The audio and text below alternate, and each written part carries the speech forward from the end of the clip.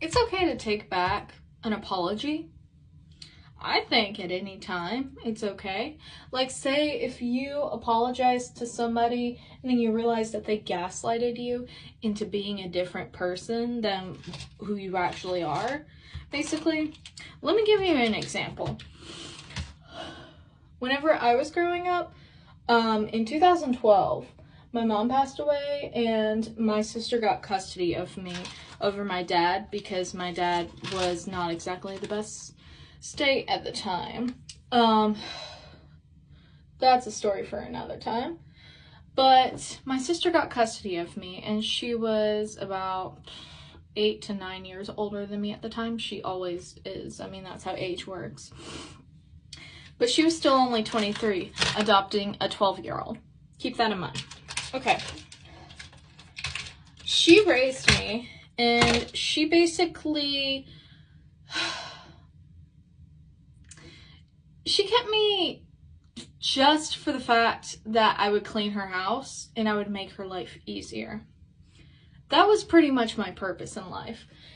It wasn't to, grow up and, hey, I'll make your life easier. No, mine was to make hers by cleaning the entire house every day, by, childcare. She would go on, like, vacations where she would, like, leave the house for, like, multiple, like, weeks at a time, and just, like, go be with her real family and stuff, which is really fun, feeling excluded like that. I would even, like, cook meals for her whenever she wouldn't, like, feed me and stuff like that, and I would have to eat, like, salsa and, like, chips out of the closet, so that was really fun. But I finally had enough because I was really on the break. I was finally, like, I had such a low self-worth one day that I was thinking about ending it all. And I started to tell my dad about that on one of the weekends that he had me, because he had, like, partial just, like, on every other weekend. And he didn't know how bad it was. Now, he's still not the best person, and later he would take all this back and, like, choose her side, so that's why I don't really fuck with him that much, because it's, like, a whole thing. But point of the matter is that he ended up getting custody of me, but in order to do that, because she had custody between the years 2012 all the way to 2017.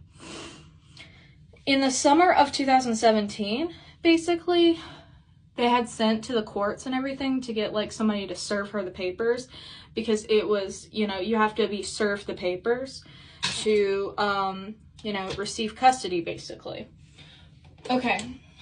They were taking too fucking long to serve these papers. I was still barely eating. There were some times where I would barely eat in a day, but I would still be cleaning up spit up and cleaning the baseboards of, if you've ever had a Shar Pei before, you know that they get, like, their wrinkles, they get everywhere. Diapers, all that kind of shit. Just walk in, babysitter, all that shit. Still the same thing, and still being talked to. She would literally call me Cinderella to my face and push me in the basement, so that none of her friends, when they came over, would see me, because I wasn't that important, unless she needed something from me. But finally, close to the end of summer in 2017, we finally ended up getting a police officer to hand her the papers, and it still took, like, a couple weeks.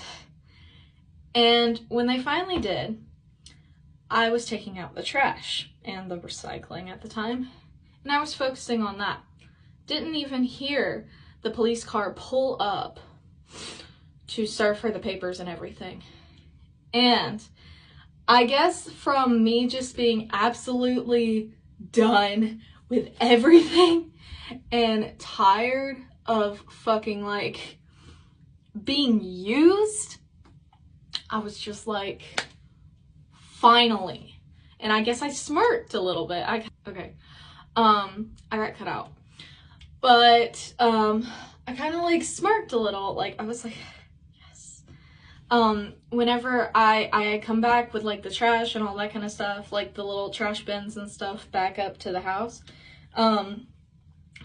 while the police officer was at the door, and I kind of like scooched in the middle to do that, and she's just looking at me like, well, ever since then, my sister has absolutely treated me like shit because I costed her such an opportunity to live with her and to make her life easier and to make it to where she wouldn't have to worry about a bunch of stuff. And I embarrassed her when I had all the opportunity. When I had all the opportunity to tell her what I really meant. I literally, like, on the daily, they would say, hey, we can just kick you out and leave you on the side of the street. Would you like that? Like, literally, if there was anything I wanted at the store, her husband would say, oh, if you get anything for yourself from the store, I'm gonna throw it out on the street just like I'd like to do you. That is an actual quote. That is an actual quote that I remember to this day in this noggin from when I was 16. Yeah, that kind of shit. For the longest time, in Southern hospitality or whatever, in Southern, like, culture, you're supposed to, like, family is everything.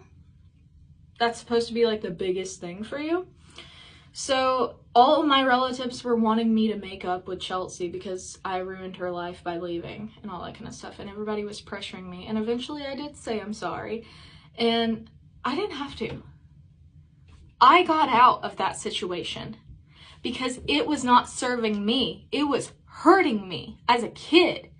My dad may not be the best person, but once he got fucking custody of me, him and my madrasta made sure I had food on the table. I had a roof over my head. They never once said, I'm just gonna throw you out on the street. Even if they ever had problems, I knew that my dad would have me over on a roof over at my, like, nannies or whatever, but that's not really a conversation to be talked about. Point of the matter is that my dad is smart enough to know that even though we have problems, he would always have a roof over my head at that point in time.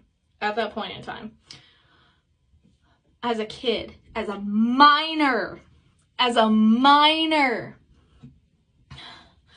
only even wanted to live with my sister because I wanted somebody as good as my mom in the first place. That was the only reason why, when I was 12 and given such a big decision